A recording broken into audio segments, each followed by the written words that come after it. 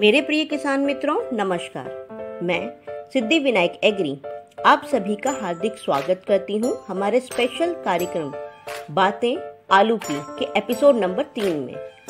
हमारे पिछले 2 एपिसोड्स में हमने बात करी थी कि सिद्धि विनायक एग्री द्वारा उत्पादित ट्यूबर एक अच्छा ट्यूबर क्यों है और उसे सही ट्यूबर बनाकर किस प्रकार आप अपने बीज आलू से संपूर्ण अंकुरण पा सकते हैं। हमारे जिन भी किसान मित्रों ने हमारी पिछली वीडियोस नहीं देखी हैं तो वे नीचे डिस्क्रिप्शन में दिए गए लिंक पर क्लिक करके हमारे वीडियोस को देख सकते हैं।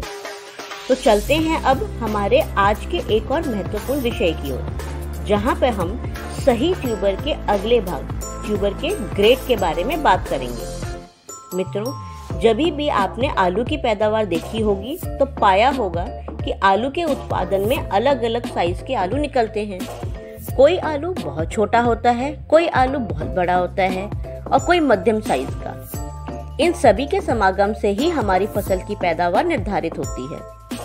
बिल्कुल ठीक इसी तरह से बीज आलू यानी कि ट्यूबर के उत्पादन प्रक्रिया के दौरान भी हमें अलग अलग साइज के आलू मिलते हैं, जिन्हें हम औद्योगिक भाषा में आलू के ग्रेड बोलते हैं। तो मित्रों, हमारे ट्यूबर के मुख्यतः 4 ग्रेड होते हैं। सबसे पहला ग्रेड, जिसे हम Z ग्रेड कहते हैं, जो कि 28 मिलीमीटर से छोटा होता है। दूसरा A ग्रेड, जो कि 28 से 35 मिलीमीटर के होते हैं। तीसरे ग्रेड में आता है B ग्रेड साइज, जिनका माप 35 से 45 मिलीमीटर का होता है। और चौथी कैटेगरी में आता है C ग्रेड, जिनका साइज 45 से 55 मिलीमीटर तक के होता है। अब 55 मिलीमीटर से ऊपर के सभी आलू को हम D ग्रेड में डाल देते हैं।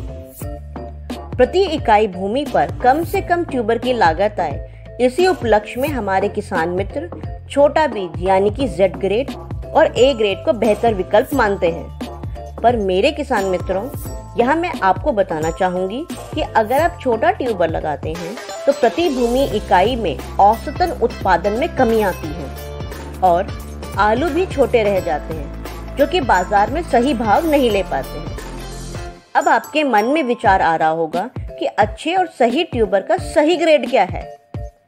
तो मित्रों, वैज्ञानिक आधार पर B ग्रेड यानी कि जिस ट्यूबर का साइज 35 से 45 मिलीमीटर का होगा, वह ग्रेड सर्वोत्तम लागत के साथ प्रति भूमि इकाई पर सर्वोत्तम उपज देगा। अगर आप बड़ा आलू काटकर लगाते हैं तो उस तरह काटिए कि हर भाग का साइज 35 से 45 मिलीमीटर का हो और वजन में वह 35 से 45 ग्राम का हो। बड़े ट्यूबर की कटाई करते समय याद रखें कि जिस चाकू का प्रयोग आप कर रहे हैं वह साफ हो और उसे हर आलू काटने के बाद किसी अच्छे फफूंदनाशक घोल में डुबाकर ही दूसरा आलू काटें। इस प्रकार करने से आप बीज जनित रोग, मुख्यतः वायरस और फफूंद को फैलने से प्राथमिक तौर पर ही रोक पाएंगे। बुआई के लिए तैयार हर पूरा ट्यूबर या फिर भाग ट्यूबर में कम से कम 2 से 3 आंखें पूरी तरह से खुल जानी चाहिए और हर ट्यूबर या फिर कटा हुआ ट्यूबर का वजन 35 से 45 ग्राम का होना चाहिए। दोस्तों, अब आप सिद्धि विनायक एग्री द्वारा उत्पादित ट्यूबर को घर बैठे ही अपने मोबाइल ऐप फार्म एज से बुकिंग करवा सकते हैं। फार्म एज ऐप को आप प्ले स्टोर या फिर डिस्क्रिप्शन में दिए गए लिंक से डाउनलोड कर सकते हैं। आपसे अनुरोध करती हूँ कि अपने सभी किसान मित्रों के साथ इस महत्वपूर्ण जानकारी को जरूर शेयर करें। चाहती हूँ कि आपने अभी तक मेरा चैनल सब्सक्राइब कर लिया होगा।